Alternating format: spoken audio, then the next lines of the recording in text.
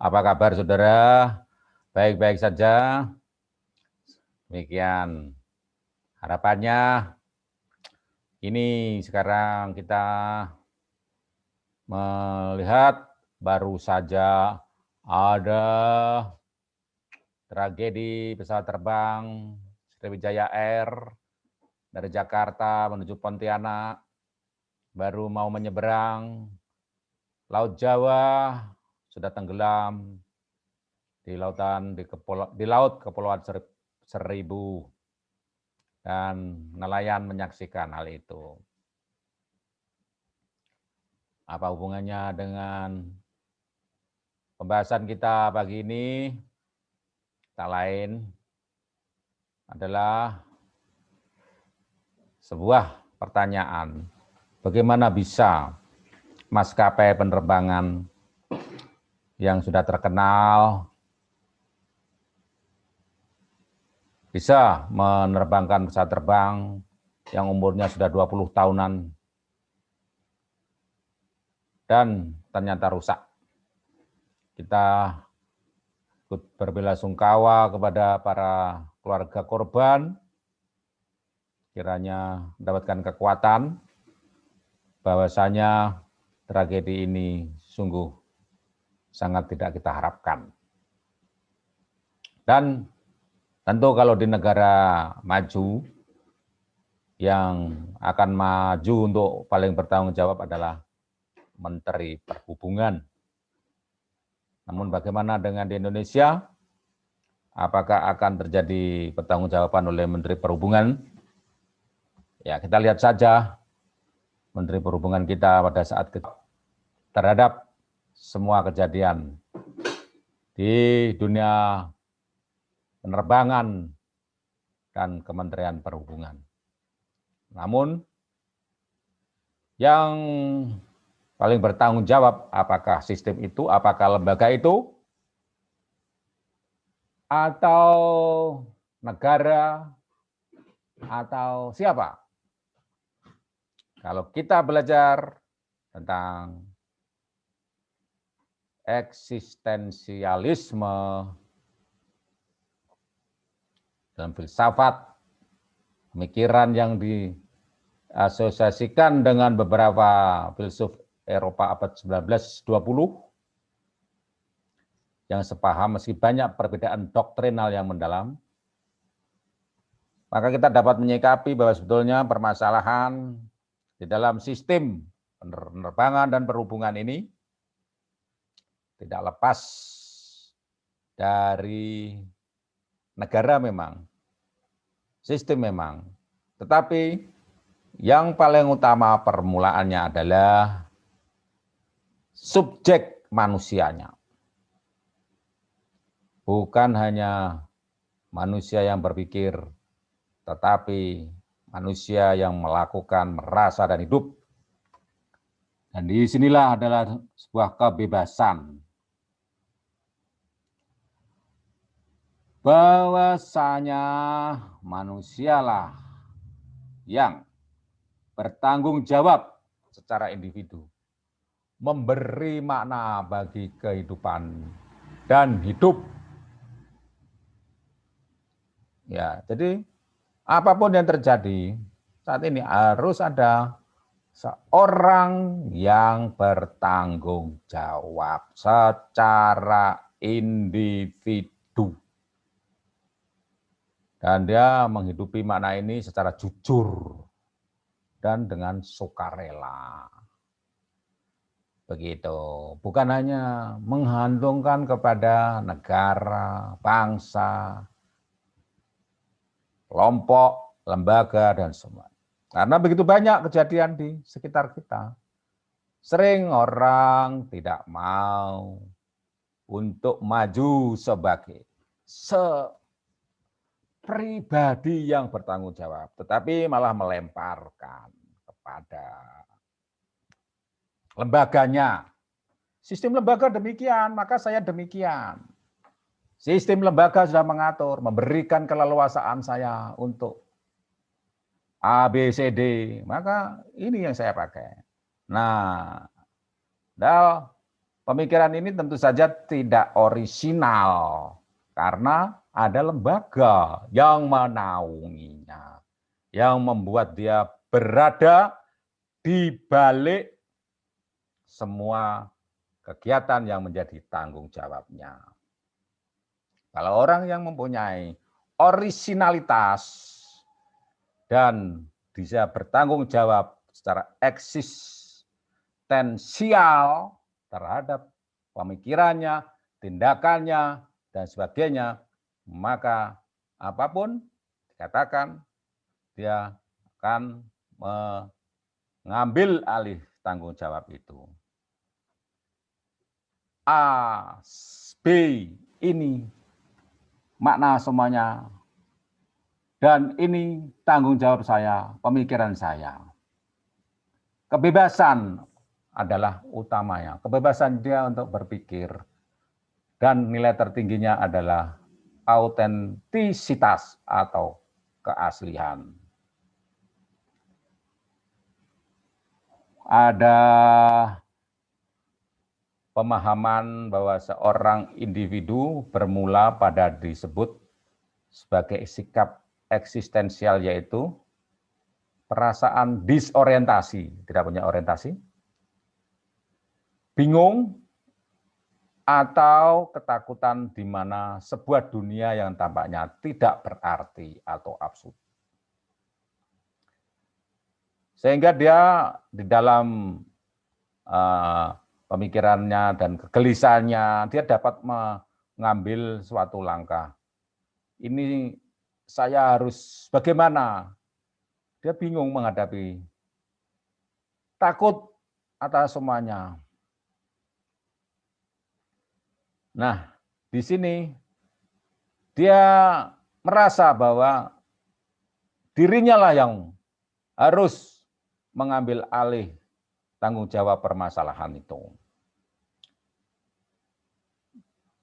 Kemarin kita belajar tentang absurditas, di mana percuma semuanya kita melakukan segala sesuatu di dunia ini, tapi ujung-ujungnya hanya kematian, kegagalan. Absurd, buat apa melakukan itu semuanya? Nah, sebelum mendapatkan jawaban terhadap itu, tentu ada proses yang dimana di situ tadi ada kebingungan, ketakutan, lantas dia merasa tidak punya arah. Nah, di sini muncul, ada baiknya kan dari sikap-sikap semuanya, ada muncul bahwa dia mempunyai tanggung jawab untuk menyatakan sikap terhadap hal itu. Bukan orang lain, bukan lembaga. Itulah orang yang mempunyai keaslian sebagai pribadi otentik. Dan disinilah dasar dari filsafat eksistensialisme. Ada beberapa nama yang dikenal di sini, misalnya kemarin saya disebut Søren Kierkegaard sebagai filsuf eksistensialis pertama, meski tidak menggunakan istilah itu. Dan eksistensialisme populer setelah Perang Dunia Kedua dan mempengaruhi di bidang luar filsafat, termasuk teologi, drama, seni, sastra, dan psikologi. Søren Kierkegaard tadi, dia banyak menghasilkan buku, dan buku-bukunya itu banyak ditulis dengan berbagai nama atau nama samaran. Tulisannya A dikritik dengan tulisannya sendiri, tetapi bernama lain. Banyak lagi, dan tulisan-tulisannya itu rata-rata memang secara tematik isi adalah filsafat, tetapi cara teknik penulisannya dia lebih dikenal tulisannya bernilai sastra, tulisan sastra. Ini kata-kata dia dalam sebuah jurnal bagi Kierkegaard pada saat kematiannya, ia membayangkan karyanya akan dipelajari dan teliti secara intensif. Apa yang dibutuhkan zaman ini bukanlah seorang jenius. Orang jenius sudah cukup banyak. Melainkan seorang martir yang untuk mengajar manusia agar taat hingga mati. Ia sendiri akan taat hingga mati. Apa yang dibutuhkan zaman ini adalah kebangkitan. Dan karena itu suatu hari kelak, bukan hanya tulisan-tulisan saya, tetapi juga seluruh hidup saya, seluruh misteri yang mengikat tanda tanya tentang mesin ini akan dipelajari dan dipelajari terus. Saya tidak akan pernah melupakan bagaimana Tuhan menolong saya. Dan karena itu adalah harapan terakhir bahwa segala sesuatunya adalah untuk kemuliaannya. Soren Kierkegaard dalam jurnal November 1847. Dia di sini berarti memikirkan dengan sungguh-sungguh setiap pemikirannya itu. Manusia mempunyai tanggung jawab secara individu. Bahwa tanggung jawab itu adalah sebuah hasil dari proses juga. Seperti yang saya ungkapkan tadi, tulisan-tulisannya banyak merupakan kritik terhadap tulisannya sendiri dengan berbagai perenungan dan pembahasan yang mengkritisi. Dan dia membangun jarak terhadap filsafat. Agak membangun jarak terhadap filsafat. Cenderung religius. Dari pernyataannya tadi cenderung religius ketimbang filosofis. Dan karena memang latar belakangnya sendiri dari agamanya, hakikat iman ditulisnya, etika dan teologi Kristen ditulisnya, ketika emosi dan perasaan individu diperhadapkan dengan pilihan-pilihan eksistensial. Ada tulisannya dikenal sebagai eksistensialisme Kristen dan psikologi eksistensial. Nah, saya tidak mau memperlebar terhadap siapa dan bagaimana tentang Kierkegaard, Soren Kierkegaard yang teolog dan filsuf abad 19 yang terkenal, yang berasal dari Denmark. Tetapi kita mengambil hal itu tadi.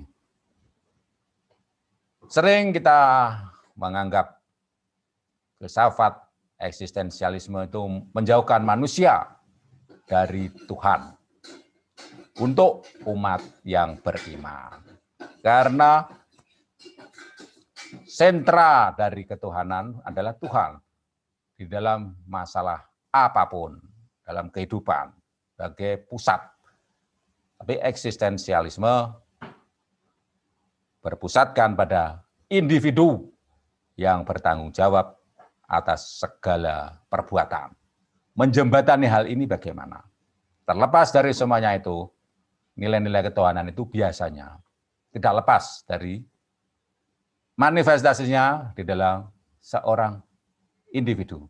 Menghadapi masalah kecelakaan pesawat terbang Sriwijaya, di sini juga ada nilai ketuhanan dan nilai individu kemanusiaan di situ.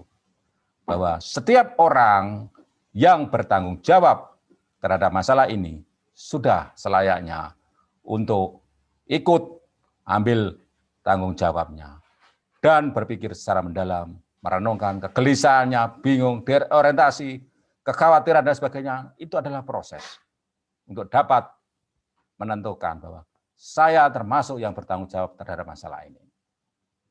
Demikian juga pada semua masalah yang lain. Masalah hubungan di dalam lembaga, masalah antar lembaga, masalah antar kelompok masyarakat, masalah antar kelompok golongan di negara kita, semuanya tidak serta-merta harus dilimpahkan kepada negara atau kepada golongan lain atau pada ikatan profesi atau kepada organisasi-organisasi yang terkait. Tetapi setiap manusia sebagai pribadi individu harus ikut berpikir dan mengambil alih tanggung jawab sesuai dengan lingkupnya. Selamat berkarya, semangat!